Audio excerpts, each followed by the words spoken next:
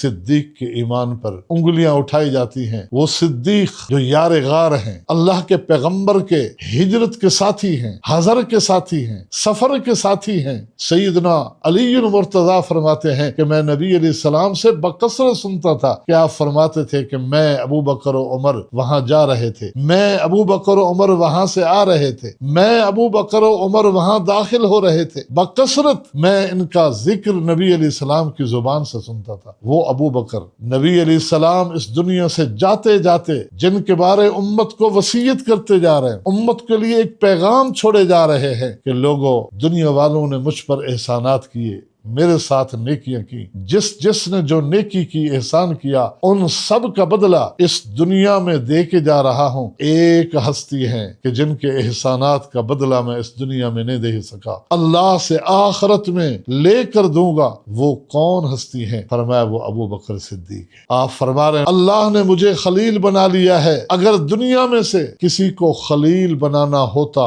اور تو میں اتخذت ابا بکر خلیلا، میں یہ خلت کا درجہ ابو بکر کو دیتا۔ ولیکن مودت الاسلام و اخوہ، لیکن یاد رکھو ایمان والو، ابو بکر سے میرا محبت والا رشتہ ہے، ابو بکر میرا دینی بھائی ہے۔ دیکھو مسجد نبوی کو آنے والے سارے دروازے، یہ ساری کھڑکیاں بند کر دینا، لیکن ابو بکر کی طرف سے آنے والا دروازہ، خوخائے ابو بکر، باب الصدیق، اس کو کھلا رکھنا۔ وہ ابو بکر جنہیں اللہ کے پیغمبر محمد الرسول اللہ صلی اللہ علیہ وسلم اپنی زندگی میں اپنے مصلی امامت پہ کھڑا کر گئے، خالی کھڑا نہیں کر گئے، وہ دن جو آپ کی زندگی کا آخری اور آخرت کا پہلا دن ہے، اس کی صبح کی نماز کے وقت کھڑکی کھول کے جب منظر دیکھا کہ صدیق مصلی امامت پہ ہے اور پوری جماعت پیچھے کھڑی ہے، آپ کے چہرہ انور پہ تبسم طاری ہو گیا، جاری ہو گیا، مسکراہٹ۔ کیوں خوش ہوئے، کیوں مسکرا رہے ہیں؟ یہ دیکھ کر کے اللہ تیرا شکر ہے کہ ابو بکر کے پیچھے اپنی جماعت کو متفق ہوا